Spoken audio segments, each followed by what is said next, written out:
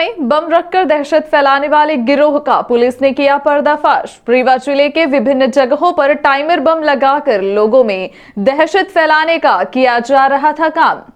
UP CM Yogi Adityanath के लिए धमकी भरे संदेश भी बम के साथ रखे जाते थे। रीवा जिले में विभिन्न स्थानों पर लगातार मिले टाइमर बम के मामले में रीवा पुलिस के हाथ बड़ी सफलता लगी है। इन दहशत गर्दों की तलाश में रीवा के अलावा यूपी पुलिस भी जुटी हुई थी। अभी आगे भी इस मामले की तमाम जानकारियां जुटाई जा रही हैं। जिले भर में दहशत फैलाने के इस खेल में शामिल 3 आरोपियों को पुलिस ने गिरफ्तार कर लिया है। तीनों आरोपी उत्तर प्रदेश के रहने वाले बताए जा रहे हैं, जिनके द्वारा रीवा शहर सहित जिले के 13 स्थानों में बम रखकर दहशत फैलाने का काम किया गया। पुलिस को आरोपियों के पास से टाइम बम बनाने का सामान भी बरामद हुआ है। पुलिस ने सीसीटीवी फुटेज और साइबर सेल की मदद से आरोपियों को गिरफ्तार करने में बड़ी सफलता हासिल की है। यह एक ऐसा दौर है कि यूपी में चुनावी सरगर्मियां तेज हैं। सभी दल अपनी अपनी ताकत झोंकने में लगे हुए हैं। वहीं आरोप प्रत्यारोप का भी दौर जारी है। इससे भी ऊपर उठकर देखा जाए तो राजनीतिक दल व उनके समर्थक किसी भी हद तक जाने से कोई परहेज नहीं कर रहे हैं। इस बात का जीता जागता उदाहरण रीवा जिला है, जहां यूपी चुनाव को लेकर दहशत फैलाने का कार्य किया जा रहा है, जिसमें योगी के लिए धमकी भरे खत के साथ अनेक स्थानों पर दहशतगर्दों ने बम रखकर पूरे जिले व आसपास के क्षेत्र में दहशत का माहौल निर्मित किया है। इस कड़ी में सुहागी थाना क्षेत्र से गुजरने वाले नेशनल हाईवे क्रमांक 30 में बने अंडर ब्रिज के नीचे बम रखे होने की सूचना मिली थी। बम मिलने की यह पहली घटना थी। उस दिन 21 जनवरी 2022 का तारीख थी। बम मिलने के बाद पुलिस महकमे तथा जिले भर में हड़कंप की स्थिति निर्मित हो गई थी। इससे पहले कि पुलिस घटना को लेकर कुछ कर पाती कि दूसरे दिन फिर रीवा जिले के गंगेव में भी वैसा ही टाइम बम मिला। यही नहीं, इसके बाद लगातार एक दिन छोड़कर जिले के मनगवा तथा मऊगंज हाईवे में बने अंडरब्रिज के नीचे बम मिला। पुलिस ने बम को जब अपने कब्जे में लिया तो उसमें पाया कि सिर्फ विस्फोटक ही नहीं था। ऐसा माना जा रहा है कि प्रत्येक जगहों में मिले बमों में एक बात कॉमन थी और इन बमों के साथ ही पत्र भी मिले, जिसमें उत्तर प्रदेश के सीएम योगी आदित्यनाथ को धमकी दी गई थी।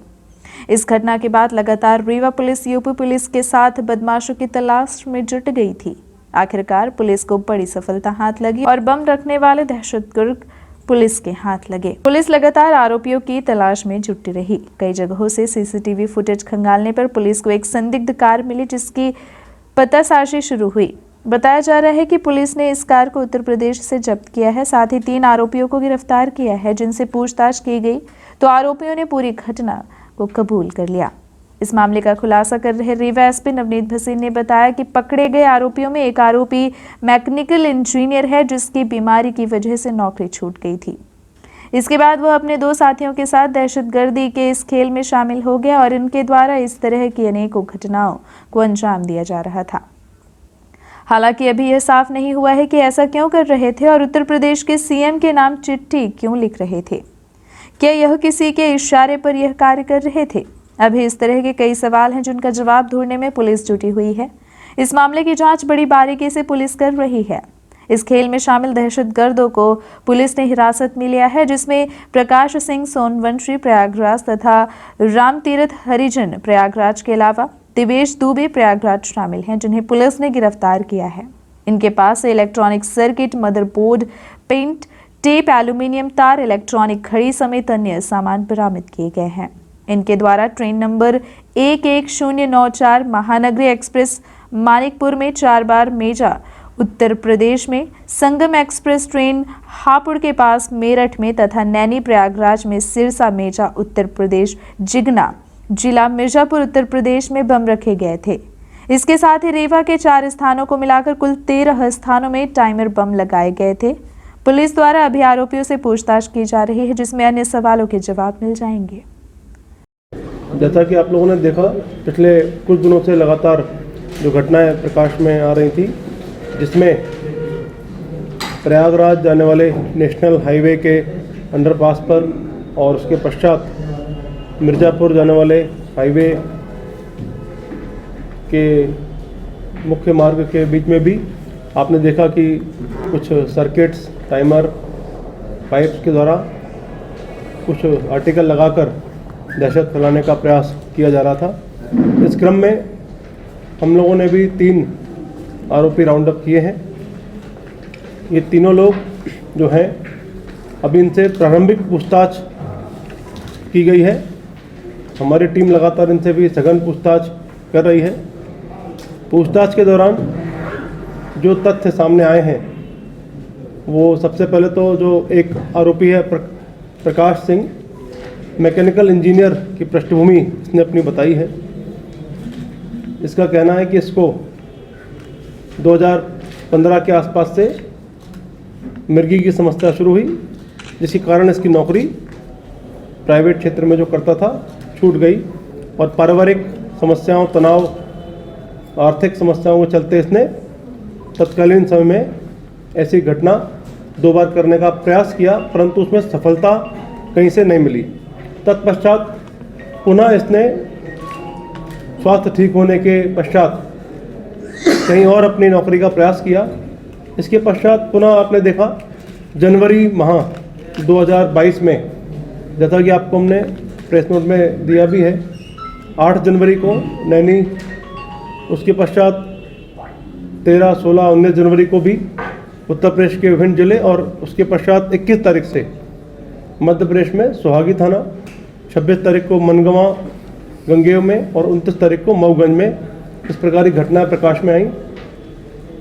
इन सब घटनाक्रमों के दौरान लगातार हमारी रीवा पुलिस की टीम सक्रिय बनी रही। विभिन्न थानों का स्टाफ, एसडीपी, एडिशनल एसपी, साथ में साइबर सेल की टीम ने लगातार उस क्षेत्र का, घटना स्थलों का कई बार भ्रमण किया और बिखरे तंतु जोड़ते हुए अपना अधिकतम प्रयास किया, जिसके चलते आरोपी राउंड अप हम कर पाए हैं। दूसरे साथी का नाम देवेश दुबे है, वो मेरठ क्षेत्र का रहने वाला अपने आप को उसने बताया है। उसकी शिक्षा दीक्षा मेरठ के आसपास हुई है, बीकॉम LLB पढ़ा हुआ है। तीसरा साथी इनका लोकल मेजा क्षेत्र का ही रहने वाला प्रकाश का पुराना साथी है। प्रारंभिक पूछताछ में विभिन्न घटनाओं की स्वीकारोक्ति इनके द्वारा की गई है। जो पत्र आप देख रहे हैं साथ में मिलते थे, उनकी राइटिंग भी मैच की जा रही है और इनसे उद्देश्य पूछा जा रहा है लगातार कि इसके पीछे इनका इंटेंशन क्या था, उद्देश्य क्या था। तो प्रारंभिक जानकारी में जो उद्देश्य इन्होंने बताया कि हमें लगता था कि हम सफल नहीं हो पाए हैं जीवन में और करप्शन बहुत ज़्यादा है, ऐसी कुछ समस्याओं को लेके हम अपनी बात इसके माध्यम से रखेंगे तो कुछ मैसेज जाएगा। जैसा कि मैंने आपको पहले ही बताया, हमारी टीमें अभी और वर्क कर रही हैं, साइबर की टीम वर्क कर रही है और विभिन्न टीमें इनके जो बताए गए, इनके द्वारा जो स्टेटमेंट दिए गए हैं, उनके आधार पर इनके घर और उसके आसपास भी लगी हुई हैं और क्रॉस चेक किया जा रहा है, तस्दीक किया जा रहा है कि इनकी कितनी बातें ठीक हैं और कितनी बातों में भी और गुंजाइश निकलने की संभावना बनती है। तो अभी तक की विवेचना में जो आया मैंने आपके सामने रखा है।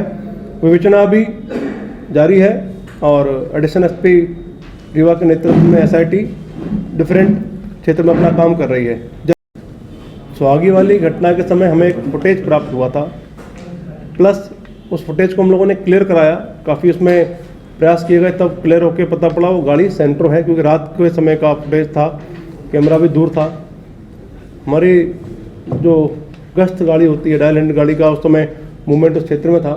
उन्होंने भी उस समय हल्का सा उनको एक गाड़ी वहाँ पे घूमते हुए दिखी थी, उन्होंने इसको देखा कि जो गाड़ी थी वहाँ पे संभवतः DL नंबर की गाड़ी वहाँ खड़ी हुई थी और गाड़ी को क्लियर पहचानने में अंधेरे में उनको भी समस्या थी। इसके अलावा एक साक्षी हमारे पास था, उसने बताया कि जो गाड़ी का नंबर है वो इतना भर देख पाया कि 1414 नंबर उसमें जरूर आता है। तो गाड़ी का नंबर जो आपने देखा, तो इन सब तीनों चीज़ों के आधार पे प्लस साइबर टीम ने पैरेलली अपना काम किया, तो दोनों को जोड़ते हुए फिर हम लोग इन तक पहुंचने में सफल हो पाए। अभी हम लोगों ने आरोपियों को मेजा उत्तर प्रदेश से वहाँ से इनको संदेह के रूप में पूछताछ के लाए। जब इनसे पूरी बात क्लियर हुई, काफ़ी चीज़ें मैच हुई, इनसे सामान मिले, तब हमारा श्योरिटी हुई कि ये हमारे आरोपी हैं। उसके पश्चात थाने में इनकी अरेस्टिंग आज की गई है। स्वर्गीय